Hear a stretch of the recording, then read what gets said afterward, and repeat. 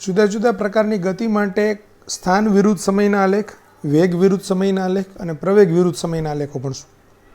તો આલેખ પરના ક્વેશ્ચન આવે તો આટલા કન્સેપ્ટ તમારા જો ક્લિયર હોય તો પછી તમને બહુ વાંધો નહીં આવશે. તો પહેલાં આપણે ભણીએ જુદા જુદા પ્રકારની ગતિ માટે કણના સ્થાન વિરુદ્ધ સમયના આલેખો.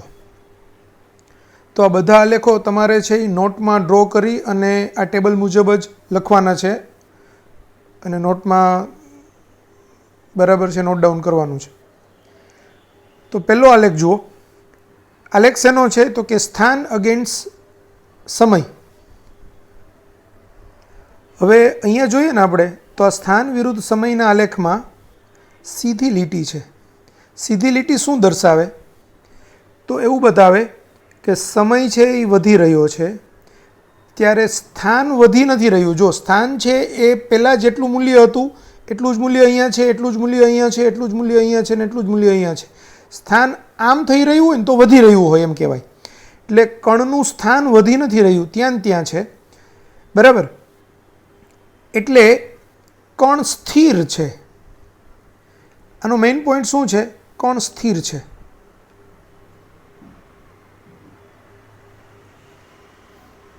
હવે આને ઢાળની મદદથી પણ સમજી શકાય. જુઓ, સ્થાન વિરુદ્ધ સમયનો આલેખ એ તમને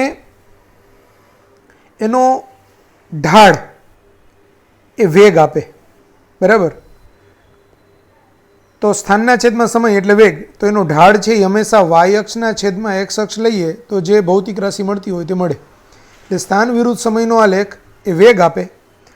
તો હવે આપણને ઢાળ શોધવું હોય કોઈ બી વસ્તુનો તો ઢાળ છે એ ટેન થીટા પરથી મળે, કારણ કે ઢાળ એટલે એકચ્યુઅલી શું હોય? Delta y by delta x. તો આ ડેલ્ટા વાય બાય ડેલ્ટા એક્સની અંદર આપણે આમ લઈએ તો એ ટેન થીટા થાય. આ થીટા હોય, આ ડેલ્ટા વાય હોય, આ ડેલ્ટા એક્સ હોય, તો ટેન થીટા એટલે delta y by delta x થાય. બરાબર.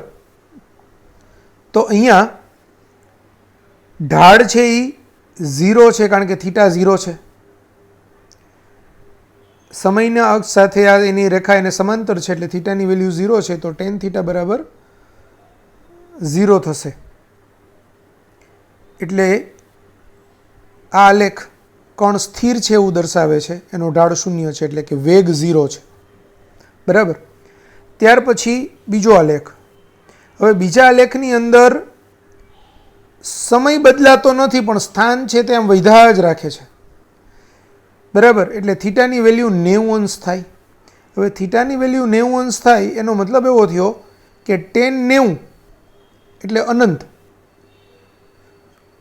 તો સમય બદલાતો ન હોય ને વેગ એનું સ્થાન વધ્યા જ રાખે તો એક 0 સેકન્ડની અંદર એ અનંત અંતર કાપી નાખે તેવું પ્રાયોગિક રીતે શક્ય નથી. એટલે આ આલેખ પ્રાયોગિક રીતે શક્ય નથી.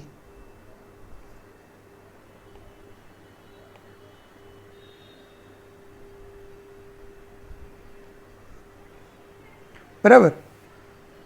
ત્રીજો આલેખ જુઓ. હવે ત્રીજો આલેખ છે એ એની અંદર સીધી રેખા છે, ઉગમ બિંદુમાંથી પાસ થાય છે અને કંઈક ખૂણો થીટા છે. હવે આ શું દર્શાવે કે ભાઈ સીધી રેખા છે એટલે એનો ઢાળ ટેન થીટા થશે. ટેન થીટા અચળ છે. બરાબર. એટલે જેમ જેમ સમય વધી રહ્યો છે એમ એનું સ્થાન પણ વધી રહ્યું છે એટલે એની રેખા છે આપણને સીધી રેખા મળે છે. તો આ કણ નિયમિત ગતિ કરે છે, એનો પ્રવેગ 0 છે. થીટા જેમ વધે એમ અચળ વેગ મોટો થાય એટલે આ અચળ વેગી ગતિ દર્શાવે છે. બરાબર. એટલે કે નિયમિત ગતિ કરે છે અથવા તો અચળ વેગી ગતિ કરે છે.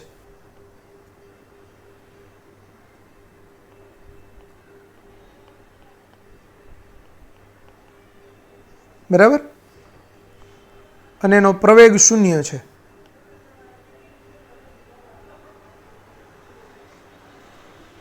હવે આ થીટા વધે તેમ અચળ વેગ મોટો થાય એનો બી મતલબ સમજાવી દઉં તમને. શું કહેવા માંગે છે? સપોઝ હું એમ કહું કે થીટા આટલો છે. બરાબર. એક રેખા માટે થીટા આટલો છે, બીજા માટે થીટા આટલો છે. આ થીટા 1 ને આ થીટા 2. તો આ જે રેખા છે બરાબર, θ1 વાળી રેખા, તો એ θ1 ખૂણો નાનો છે તો એનો ઢાળ tan θ1 નાનો હશે. ઢાળ નાનો હશે મતલબ એનો વેગ ઓછો છે. તો જેમ ખૂણો મોટો થતો જાય બરાબર એમ એનો વેગ વધતો જાય એવું દર્શાવે. એટલે જ્યારે આપણને બે આલેખની કમ્પેરિઝન કરવી હોય તો આપણે એમ કરી શકાય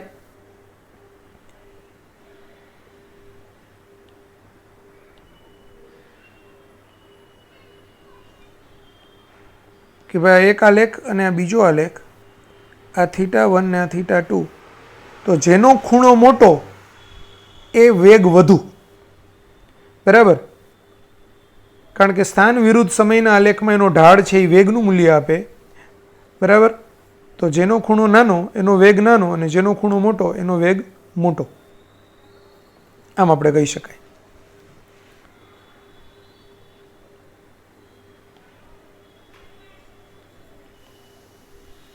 ક્લિયર થઈ ગયું? તો સ્ક્રીનશોટ લઈ લો અને લખી નાખો.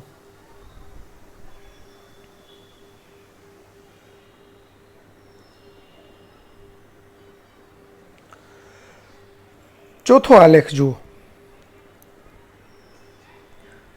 હવે અહીંયા અચળ ઋણ વેગથી ગતિ કરે છે, એના માટે સ્થાન વિરુદ્ધ સમયનો આલેખ છે. આલેખ છે તે આમ છે. બરાબર, આ બાજુ આલેખ છે. તો આજે ખૂણો થીટા મળ્યો એ થીટા 90 કરતાં મોટો છે. થીટા ઇઝ ગ્રેટર દેન 90 છે. થીટા ગ્રેટર દેન 90 હોવાથી tan થીટાની વેલ્યુ ઋણ આવશે. ઋણ આવે છે એનો મતલબ એવો થયો કે વેગ ઋણ છે. બરાબર, તો આવો આલેખ હોય તો એનો વેગ ઋણ છે એવું કહેવાય. પણ આલેખ સ્ટ્રેટ લાઈન છે, સીધી રેખા છે. સીધી રેખા શું દર્શાવે કે કણનો વેગ અચળ છે, ઋણ છે પણ અચળ છે. હવે ઋણ વેગનો મતલબ શું થાય? સંદર્ભ બિંદુ અહીંયા છે, ધારો કે કોઈ કણ અહીંથી છે આમ ગતિ કરી રહ્યો હોય તો એ ધન વેગ છે એમ કહેવાય. પણ જો કોઈ કણ આમ ગતિ કરી રહ્યો હોય તો એ ઋણ વેગ છે એમ કહેવાય. મતલબ કે કણ છે એ સંદર્ભ બિંદુ તરફ ગતિ કરે છે અથવા તો ઋણ દિશામાં ગતિ કરે છે એવો મતલબ એનો થાય.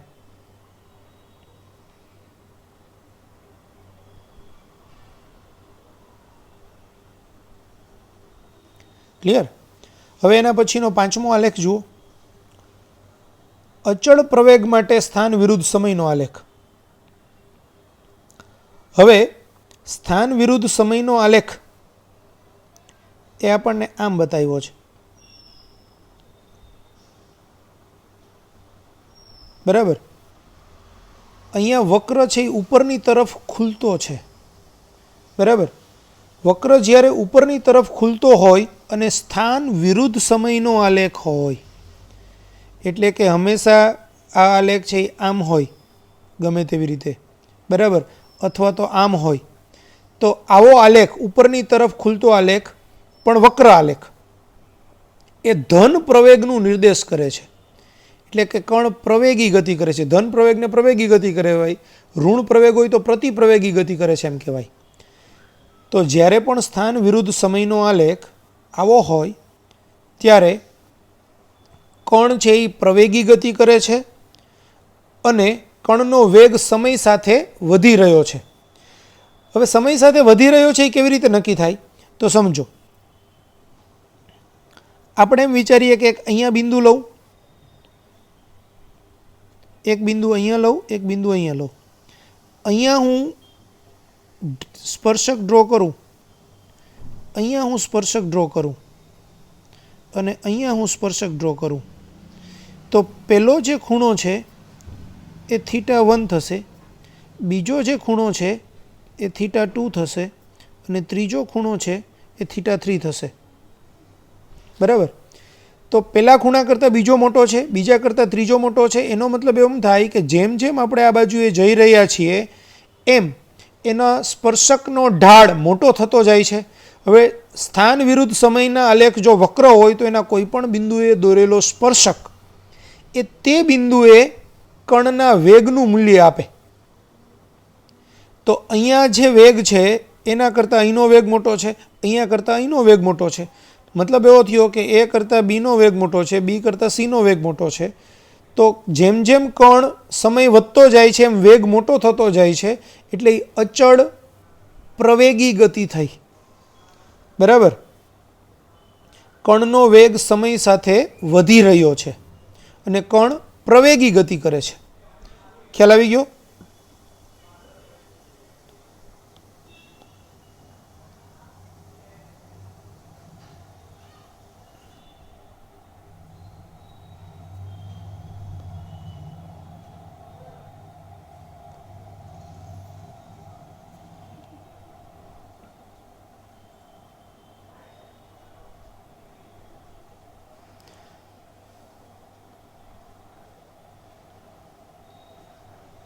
હવે એના પછીનો આલેખ જુઓ.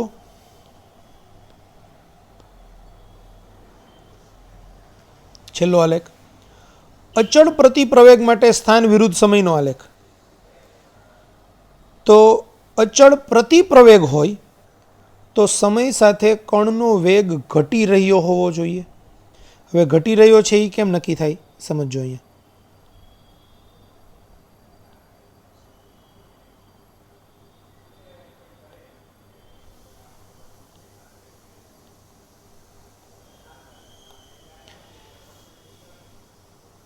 હું અહીંનો આલેખ, અહીંનું બિંદુ લઉં તો આ ઢાળ છે એ આમ આવશે.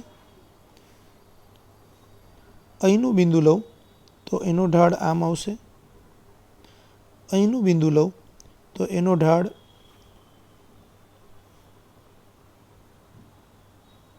આવી રીતે આવશે, એમ સ્પર્શકના સ્વરૂપમાં. તો હવે સમજો, પહેલાં કરતાં બીજો પહેલાં આપેલો ખૂણો છે ગ્રીન કલરનો. બરાબર. આ θ1. પછી રેડ છે એ θ2 છે અને બ્લુ છે એ θ3 છે. તો જેમ સમય વધે એમ ખૂણો નાનો થતો જાય છે. આ આમ નાનો થતો જાય છે. બરાબર. તો એનો મતલબ એવો થયો કે વેગ સમય સાથે ઘટી રહ્યો છે.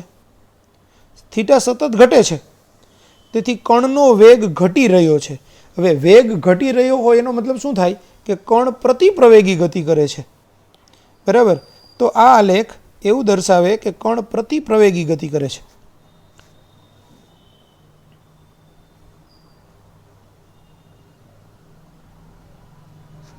બરાબર.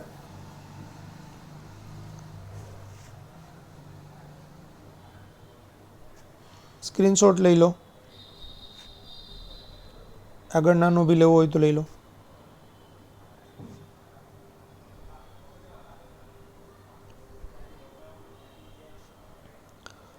હવે કણની અશક્ય ગતિ. જો સમયના કોઈ એક મૂલ્યએ કણના બે સ્થાન મળે તો કણ તો કોઈ એક જ જગ્યાએ હાજર હોઈ શકે. સમયના કોઈ એક મૂલ્યએ ચોથી સેકન્ડે હોય તો કણ એક જગ્યાએ હોય તો પાછું બીજી જગ્યાએ તો એ પ્રગટ થઈ શકે નહીં. મતલબ એવો થયો કે એવી ગતિ અશક્ય છે. એટલે એવો કોઈ પણ આલેખ કે જેની અંદર સમયના કોઈ એક મૂલ્ય માટે આપણને સ્થાનના બે અલગ અલગ મૂલ્યો મળતા હોય તો એનો મતલબ એવો થાય કે આ ગતિ અશક્ય છે. બરાબર. તો અહીંયા આ બે અલગ અલગ રીતે આલેખ બતાવ્યો છે. જ્યારે આપણે નીચેનો ટી લઈએ ત્યારે આ નથી લેવાનું, આ નથી લેવાનું. બરાબર. તો પણ એવું થયું કે સમયનું કોઈ એક મૂલ્ય ત્યારે એનું આ એક મૂલ્ય છે ને આ એક મૂલ્ય છે, અને જ્યારે આ લઈએ ત્યારે નીચેનું નથી લેવાનું. જો આટલું જ બતાવેલું હોય તો આ નથી લેવાનું. બરાબર. તો પણ સમયના કોઈ એક મૂલ્ય માટે આપણને બે અલગ અલગ મૂલ્યો મળશે. સમયનું આટલું મૂલ્ય લઈએ તો અહીંયા ને અહીંયા આપણને બે અલગ અલગ સ્થાનના મૂલ્ય મળે, જે શક્ય નથી. એટલે સમયના કોઈ એક મૂલ્ય માટે જ્યારે સ્થાનના બે અલગ અલગ મૂલ્ય મળતા હોય તો એનો મતલબ એવો થયો કે આવો આલેખ શક્ય નથી.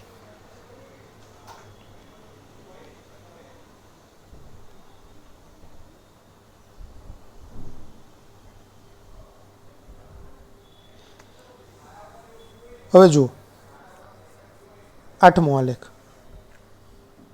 શરૂઆતમાં સંદર્ભ બિંદુ તરફની અને પછી તેનાથી દૂર તરફની ગતિ. હવે સ્થાન વિરુદ્ધ સમયનો આલેખ છે, બરાબર. તો એ શું દર્શાવે છે?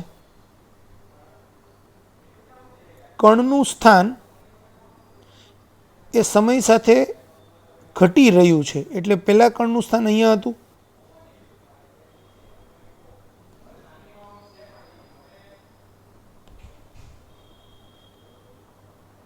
ઝીરો સમયે કણ અહીંયા હતો, પછી અહીંયા આવે છે, પછી અહીંયા આવે છે, પછી અહીંયા આવે છે, અહીંયા આવે છે, અને આટલા સમયે ઉગમ બિંદુ પાસે પહોંચે છે અથવા તો સંદર્ભ બિંદુ પાસે પહોંચે છે. પછી સંદર્ભ બિંદુથી દૂર જઈ રહ્યો છે હવે સમય સાથે, બરાબર. એટલે અમુક સમય સુધી કણ સમય સાથે સંદર્ભ બિંદુ તરફ આવે છે અને ત્યાર પછી સંદર્ભ બિંદુથી દૂર જઈ રહ્યો છે, આવો નિર્દેશ કરે છે. બીજું, આલેખ વક્ર છે, મતલબ કણ એ અચળ વેગી ગતિ નથી કરતો, પ્રવેગી ગતિ કરી રહ્યો છે, બરાબર. આલેખ ઉપરની બાજુએ ખુલ્લો છે, બે આલેખ. એનો મતલબ એવો થયો કે બંને પ્રવેગી ગતિ થઈ રહી છે. પહેલાં સંદર્ભ બિંદુ તરફ આવે ત્યારે પ્રવેગી ગતિ કરતો કરતો આવે છે, અને સંદર્ભ બિંદુથી દૂર જઈ રહ્યો છે ત્યારે પણ પ્રવેગી ગતિ કરતો કરતો દૂર જઈ રહ્યો છે. આવો મતલબ થાય,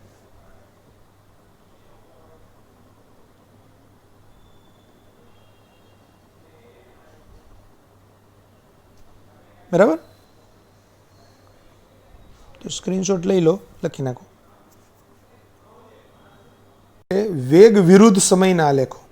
આગળના બધા આપણે 8 આલેખ જોયા, એ 8 આલેખ સ્થાન વિરુદ્ધ સમયના હતા.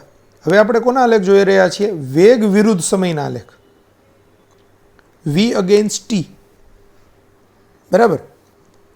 તો અચળ વેગ માટે વેગ વિરુદ્ધ સમયનો આલેખ શું દર્શાવે? તો કે સીધી રેખા, બરાબર. કારણ કે વેગ વિરુદ્ધ સમયનો આલેખ એનો ઢાળ પ્રવેગ આપે, બરાબર. ઢાળ tan θ બરાબર શું થાય? પ્રવેગ. તો અહીંયા થીટાની વેલ્યુ સમક્ષિતિજ રેખા હોય એટલે એના થીટા 0 થાય, એટલે એનો ઢાળ 0 થાય. ઢાળ 0 છે મતલબ પ્રવેગ 0 છે, પ્રવેગ 0 છે મતલબ અચળ વેગી ગતિ કરે છે. તો કણ અચળ વેગથી ગતિ કરે છે અને પ્રવેગ 0 છે.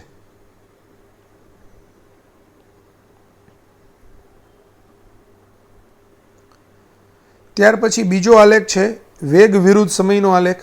એમાં સીધી ઊભી રેખા. હવે સીધી ઊભી રેખા શું બતાવે? કે સમય સાથે એ વેગનું મૂલ્ય અનંત સુધી વધે છે, એટલે એ અનંત પ્રવેગવાળી ગતિ થઈ. કારણ કે એનો ઢાળ છે એ tan θ બરાબર tan 90, tan 90 એટલે અનંત થાય, બરાબર.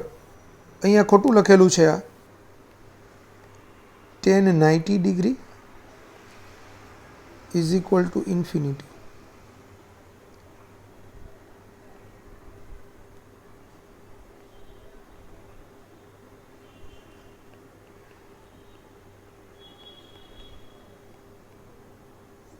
તો અનંત પ્રવેગવાળી ગતિ અશક્ય છે, એટલે આ ગતિ અશક્ય છે. સ્થાન વિરુદ્ધ સમયની બી ઊભી લીટી હતી, એ બી અશક્ય ગતિ છે. વેગ વિરુદ્ધ સમયની અંદર બી ઊભી લીટી થાય તો એ બી અશક્ય છે, અને પ્રવેગ વિરુદ્ધ સમયની લીટી બી અશક્ય થાય તો એ ગતિ બી અશક્ય જ છે.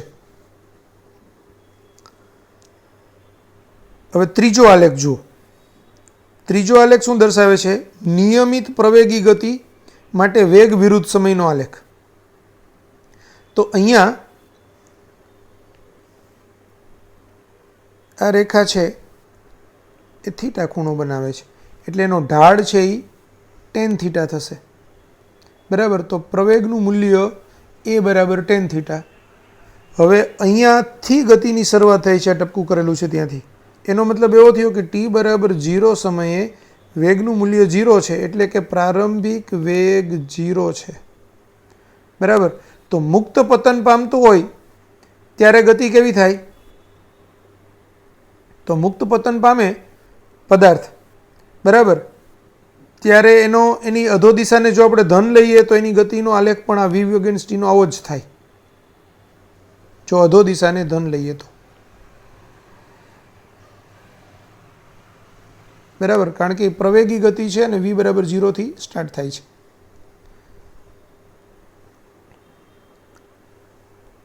તો અહીંયા આપણે એમ કહી શકશું કે એનો પ્રવેગ છે એ tan થીટા છે, એટલે કે અચળ છે, અને એનો પ્રારંભિક વેગ 0 છે. ખ્યાલ આવી ગયો? સ્ક્રીનશોટ લઈને લખી નાખો.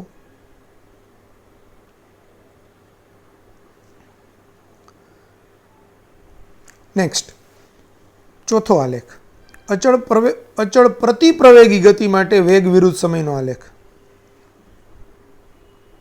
તો અહીંયા પ્રતિપ્રવેગી ગતિ હોય તો થીટાની વેલ્યુ 90 કરતાં મોટી હોવી જોઈએ. તો જુઓ અહીંયા આ જે થીટા આપેલો છે તમને એ ગ્રેટર ધેન 90 છે, બરાબર. હવે ગ્રેટર ધેન 90 છે એનો મતલબ એવો થાય કે આનો ઢાળ છે એ ઋણ છે. એનો ઢાળ ઋણ છે મતલબ પ્રવેગ ઋણ છે. પ્રવેગ ઋણ છે એટલે કે પ્રતિપ્રવેગ દર્શાવે છે. હવે અહીંયા ધ્યાન આપજો, t બરાબર 0 સમયે એને વેગનું કંઈક મૂલ્ય છે v0, એટલે આ પ્રતિપ્રવેગી ગતિ v0 જેટલા પ્રતિપ્રવેગ સાથે થઈ રહી છે. તો સર આમાં શૂન્ય પ્રતિપ્રવેગ સાથે મારે ગતિ બતાવી હોય તો બતાવાય, કોઈ વાંધો નથી. ક્યાંથી આલેખ ડ્રો કરવો પડે? ઉગમ બિંદુમાંથી. તો શૂન્ય વેગ સાથે જો મારે પ્રતિપ્રવેગી ગતિ બતાવવી હોય તો આમ આલેખ ડ્રો કરવો પડે, બરાબર.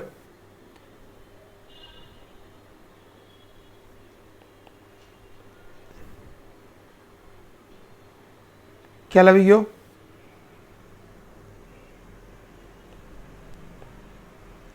એટલે સદિશ સ્વરૂપમાં થઈ શકે.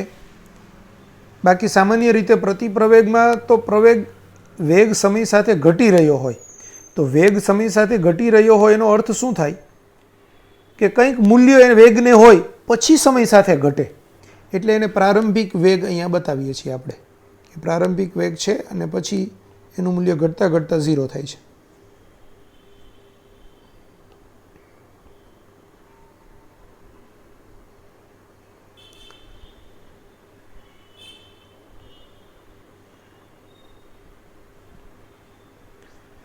ત્યાર પછી પ્રવેગથી ગતિ કરતા કણ માટે વેગ વિરુદ્ધ સમયનો આલેખ.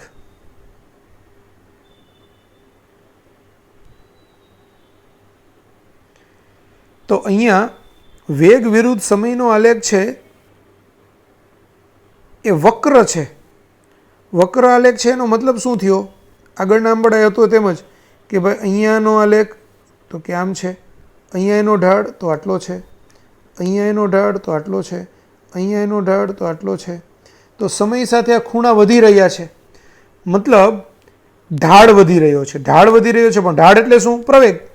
તો પ્રવેગ વધી રહ્યો છે. તો v અગેન્સ્ટ t નો આલેખ જો આવો હોય તો એનો મતલબ એવો થાય કે સમય સાથે પ્રવેગ વધી રહ્યો છે. જો આ x અગેન્સ્ટ t નો આલેખ હોય, સ્થાન વિરુદ્ધ સમયનો આલેખ, તો એનો ઢાળ વધી રહ્યો છે, મતલબ વેગ વધી રહ્યો છે. તો x અગેન્સ્ટ t નો એટલે કે સ્થાન વિરુદ્ધ સમયનો આલેખ હોય તો આલેખ એવું નિર્દેશ કરે કે સમય સાથે વેગનું મૂલ્ય વધી રહ્યું છે, બરાબર. અને વેગ વિરુદ્ધ સમયનો આલેખ છે અને આવો આલેખ છે તો એનો મતલબ એવો થાય કે સમય સાથે પ્રવેગ વધી રહ્યો છે. એટલે પહેલી સેકન્ડે પ્રવેગ 2 મીટર પર સેકન્ડ સ્ક્વેર હોય, બીજી સેકન્ડે છે એનો પ્રવેગ 5 મીટર પર સેકન્ડ સ્ક્વેર હોય, ત્રીજી સેકન્ડે એનો પ્રવેગ છે એ 8 મીટર પર સેકન્ડ સ્ક્વેર હોય. તો એવી ગતિ હોય તો એનો આલેખ આવો થાય. ક્લિયર થઈ ગયું? એટલે tan થીટા વધી રહ્યો છે એટલે કે પ્રવેગ વધે છે, પ્રવેગ અચળ નથી, એટલે આ અચળ પ્રવેગી ગતિનું આલેખ નથી, બરાબર. પણ જો v ની જગ્યાએ અહીંયા x અગેન્સ્ટ t હોય તો પાછો અચળ પ્રવેગી ગતિનો આલેખ થાય.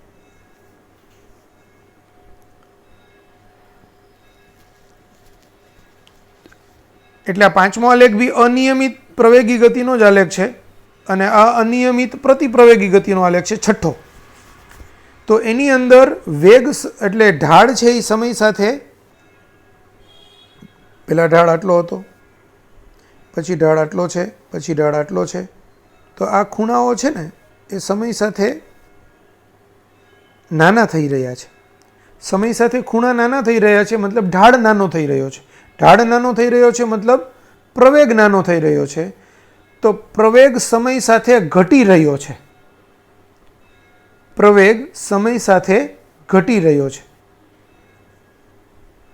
આવો મતલબ થાય એનો. બરાબર, એટલે એ સમય સાથે ઘટે છે.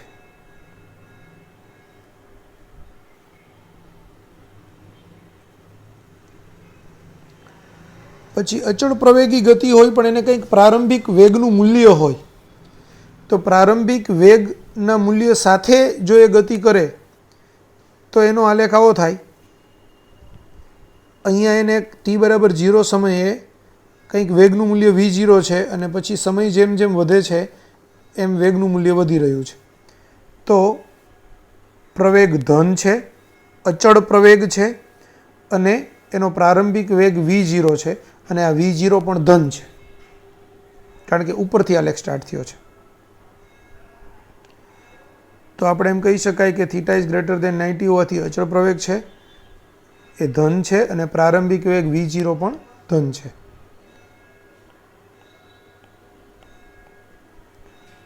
ત્યાર પછીના આલેખમાં જો નીચેથી આલેખ થાય છે પણ આલેખ ઢાળ તો ધન જ છે કારણ કે આ થીટા છે એ તમારો ધન છે. જ્યારે થીટાનું મૂલ્ય 0 થી 90 વચ્ચેનું હોય ત્યારે પ્રવેગ ધન હોય. સમજો અહીંયા થીટા છે ને એ આમ લેવાય, આ થીટા ગણાય. અહીંયા છે એ આપણે ગણીએ તો આ થીટા છે, તો આ થીટા છે એ 90 કરતાં નાનો છે એટલે ધન છે, tan થીટાનું મૂલ્ય ધન મળે. તો અહીંયા થીટા ઇઝ <90 છે, આમાં ખોટું લખેલું છે, તેથી પ્રવેગ ધન છે અને પ્રારંભિક વેગ v0 ઋણ છે.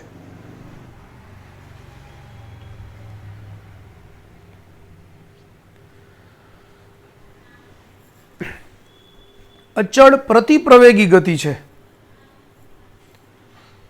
તો અચળ પ્રતિપ્રવેગી ગતિ માટે v0 છે એ ધન છે, પણ આ જે ઢાળ છે આપણને મળ્યો એ ઢાળ છે એનો ખૂણો કેવો થાય? 90 કરતાં મોટો થાય.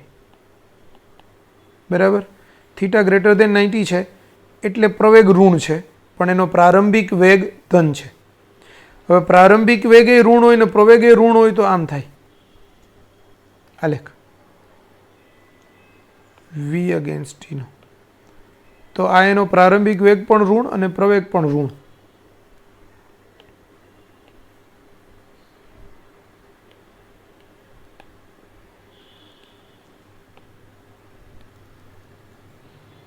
સ્ક્રીનશોટ લઈ લો, લખી નાખો.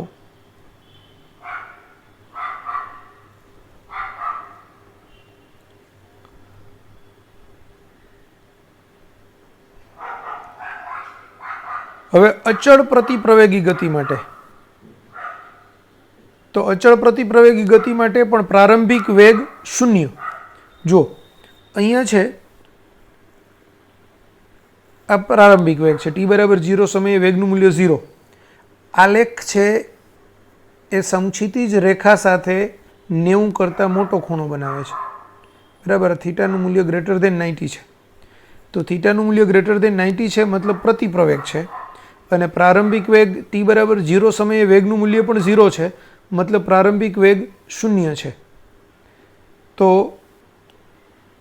θ=90 છે તેથી એ ઋણ છે અને તેથી તે પ્રતિપ્રવેગ છે અને પ્રારંભિક વેગ 0 છે.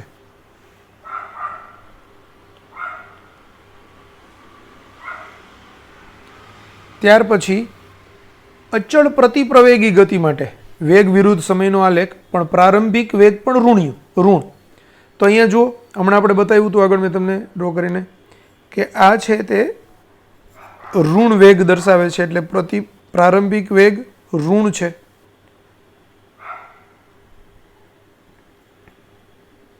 આ v0.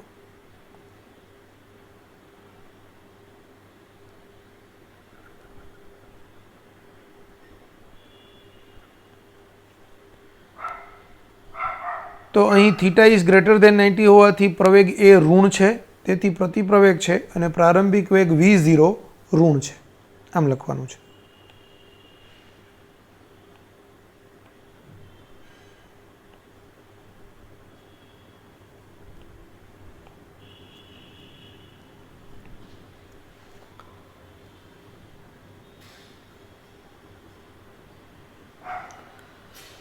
હવે પ્રવેગ વિરુદ્ધ સમયના આલેખ.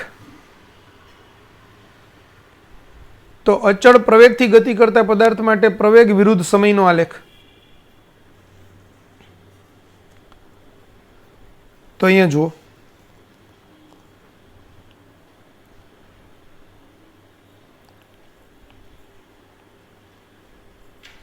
સમક્ષિતિજ રેખા છે એનો મતલબ શું થાય? પ્રવેગના છેદમાં સમય. બરાબર, સમય વધી રહ્યો છે પણ પ્રવેગનું મૂલ્ય વધતું નથી, મતલબ અચળ પ્રવેગી ગતિ.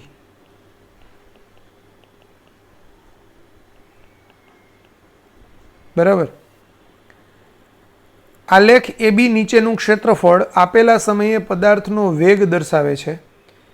એકચ્યુઅલી આપેલા સમયે પદાર્થના વેગનો ફેરફાર દર્શાવે છે, પણ t બરાબર 0 સમયે એનો વેગ 0 છે એટલે એ t બરાબર t સમયે વેગ બતાવે. આલેખ છે ને, જો કોઈ પણ આલેખ હોય, ગમે તે હોય, સપોઝ x અગેન્સ્ટ t નો આલેખ છે, તો આ ક્ષેત્રફળ શું દર્શાવે?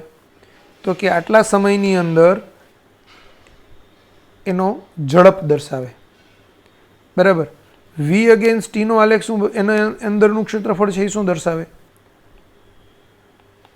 આલેખ ગમે તેવો આકાર હોય તો એ delta v by delta t બતાવે. ડેલ્ટા v ઇન્ટુ t, એટલે v અગેન્સ્ટ t નો આલેખ છે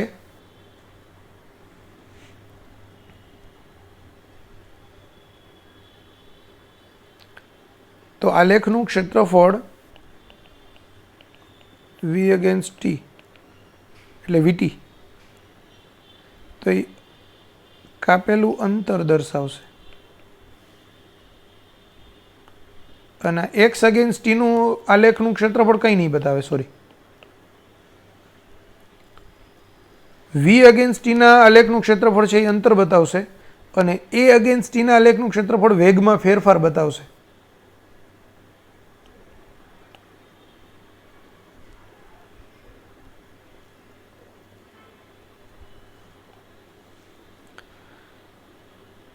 બીજો આલેખ જુઓ, એની અંદર થીટા એટલે સીધી રેખા છે અને ખૂણો થીટા છે, મતલબ એવો થાય કે પ્રવેગ સમય સાથે સતત વધી રહ્યો છે.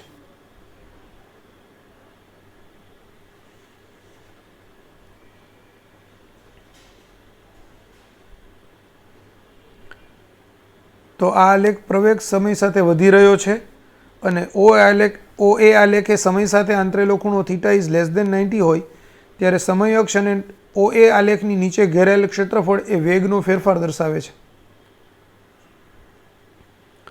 અને ત્રીજા આલેખની અંદર આ રેખા નીચેની તરફ છે, આમ છે, થીટા છે એ ગ્રેટર ધેન 90 છે. બરાબર.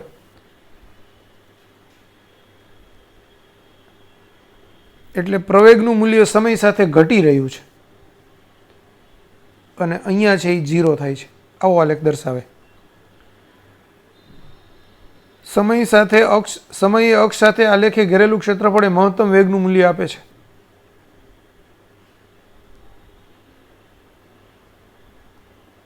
કારણ કે ડેલ્ટા v હવે t સમયે વેગનું અંતિમ મૂલ્ય 0 છે અને અહીંયા એનો મહત્તમ વેગ મળે, એટલે delta v by delta t એટલે v માઇનસ 0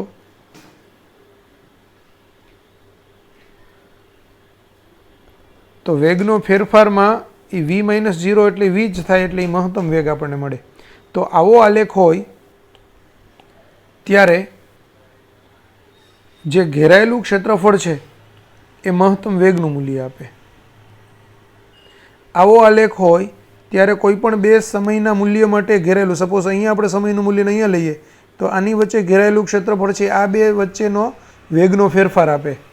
અહીંથી આખું ક્ષેત્રફળ લઈએ તો 0 થી t સમયના વેગનો ફેરફાર આપે. જ્યારે અહીંયા બી આપણે એવી જ રીતે કોઈ પણ બે બિંદુ લઈએ તો એ બે બિંદુની નીચે ઘેરાયેલું ક્ષેત્રફળ એ તે બે બિંદુ વચ્ચે વેગના ફેરફારનું મૂલ્ય આપે.